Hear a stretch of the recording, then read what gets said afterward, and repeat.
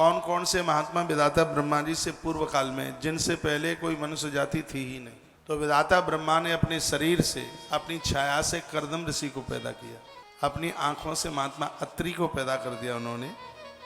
लिखा है मरीचि अत्रि पुलहम पुलस्ता अंगरसो कृतुम, वशिष्ठम नारदम, अपनी गोद से नारद जी को प्रकट कर दिया, और अंगूठे से उन्होंने दक्ष को पैदा किया। ब्रह्मा जी ने अपने अंगूठे से दक्ष को पैदा कर दिया, ब्रह्मा जी ने अपनी छाती से धर्म को, और पीठ से ब्रह्मा जी ने अधर्म को पैदा किया।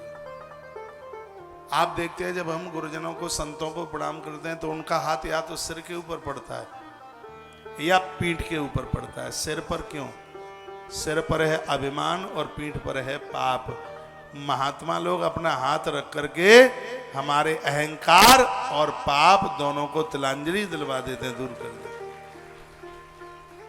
पीठ पर हाथ रखेंगे क्योंकि ब्रह्मा जी की पीठ से पाप पैदा हुआ, छाती से धर्म पैदा हुआ। इसलिए कभी भी भगवान को हम प्रणाम करते हैं तो पीठ के भर नहीं करते, छाती के भर करते हैं। छाती को धरती पर लगा देते हैं, क्योंकि छाती से धर्म। आपने कभी देखा है कि किसी को माला पहनाए जाए तो उसको पीछे पीठ पे लटकाएं? नहीं, माला पहनाए, पता नहीं क्या एक चलन सा चला है, लोग परिक्रमा करते हैं, देवता की पीठ को प्रणाम करते हैं, पता नहीं कौन से खा के चला गया। आपने भी देखा होगा, कहीं लिखा नहीं मिला, ये मैंने बड़ा खोजा। ऐसे जाएंगे परिक्रमा करने के लिए, वहां मत्था टेकेंगे जहां देवता की परिक्रमा में पीछे पीठ है। आपने भी देखा है क्या? आप भी करते हैं?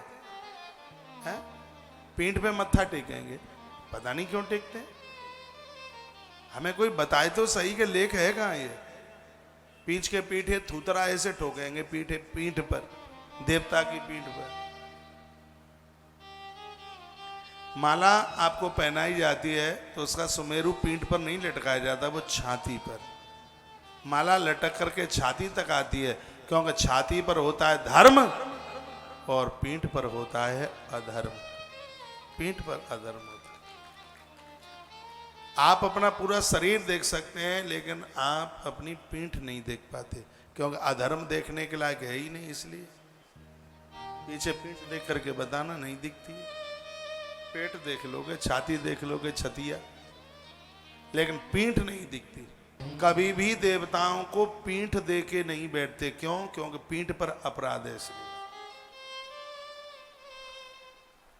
और हमेशा हाथ जब जोड़ते हैं तो हाथ जोड़ने का मतलब ये होता है, छाती से हाथ लगाकर, फिर ऐसे सिर के ऊपर हाथ लगा करके, फिर बाद आरती होती रहती है और लोग ऐसे खड़े होते हैं। मैं देखता हूं ना, शाम को रोज जब आरती होती है, आरती के समय पर या हाथ में ताली हो या हाथ में करबद्धता, हाथ जुड़े हुए हो, प्रार्थना की पोजीशन में हम खड़े। और बहुत लोग तो ऐसे खड़े होंगे तो कैसे उनके हाथ बंधे होंगे, ऐसे हाथ करते हैं। और भगवान को प्रार्थना में खड़ा होने का जो नियम है वो ऐसे है, क्योंकि छाती पर धर्म है, माथे पर ज्ञान है, पीठ पर अपराध है। हनुमान जी ने कहा था, वो भगवान को कहा था, भगवान जब हनुमान जी सुग्रीव के पास लेके जा रहे थे ना राम जी को, कहा प्रभु जी एक पांव मेरी पीठ से लगा दो। तो भगवान ने कहा पीठ से क्यों? हनुमान जी ने कहा पीठ पर पाप है, आपके चरण का स्पर्श होते ही सिगरे पाप कट जाएगा। हनुमान